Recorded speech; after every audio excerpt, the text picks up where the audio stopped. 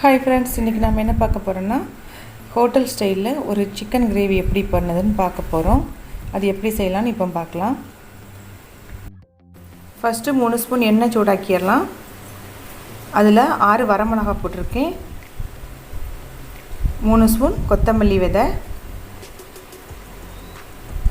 கொஞ்சமாக முந்திரி பருப்பு,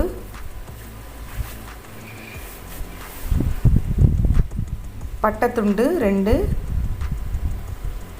4 ஏலக்காய், 1 ஸ்டார் பூ, 1 ஸ்பூன் பெருஞ்சீரகம்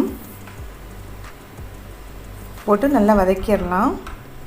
பிரிஞ்சி இலையும் கருவேப்பிலையும் கொஞ்சம் சேர்த்துக்கலாம்.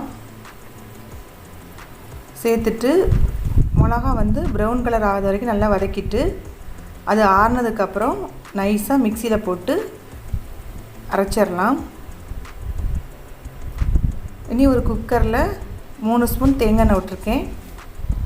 ஒரு பெரிய வெங்காயம் போட்டு நல்லா வதக்கி விட்டுடலாம்.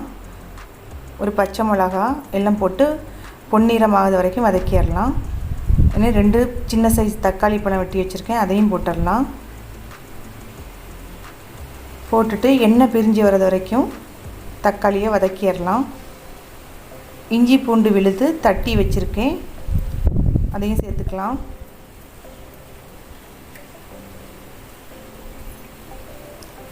இனி அரைச்சி வச்ச விழுதை அது கூட சேர்த்துடலாம். சேர்த்துட்டு அதையும் வதக்கிடலாம் லைட்டாக. அது ஒரு கலர் சேஞ்ச் ஆகும். இப்போ 1/2 கிலோ சிக்கன் எடுத்து வச்சுருக்கேன், அதையும் போட்டு அந்த மசாலா அதில் இறங்குறது வரைக்கும் கொஞ்சமாக வதக்கி விட்டுடலாம். தேவையான அளவு உப்பு சேர்த்துருக்கேன். 1 ஸ்பூன் நல்ல மிளகு பொடி சேர்த்துருக்கேன். தேவையான அளவு தண்ணி ஊற்றிடலாம். அந்த மசாலா உள்ளக்குள்ளே சிக்கன் இறங்குறது மாதிரி நல்ல ஒரு கிளறுனா சூப்பராக இருக்கும்.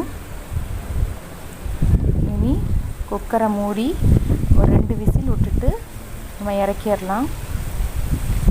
இப்போ விசில் அடங்கினதுக்கப்புறம் அதை திறந்து விட்டிங்கன்னா பாருங்கள் எவ்வளோ சூப்பராக இருக்குதுன்னு. எண்ணெய் மேலே எவ்வளோ அருமையாக இருக்குது. அந்த தேங்காய் சேர்த்ததுனால இன்னும் ஃப்ளேவர் நல்லாயிருக்கும்.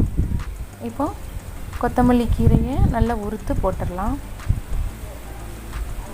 அவ்வளோதாங்க, இப்போ ரெடி ஆகிடுச்சு சூப்பரான சிக்கன் குழம்பு. ரொம்ப அருமையாக இருக்கும். நீங்களும் வீட்டில் செஞ்சு பாருங்கள். எப்படி இருக்குன்னு கமெண்ட் பண்ணுங்கள். பிடிச்சிருந்தா சப்ஸ்கிரைப் பண்ணுங்கள். நன்றி.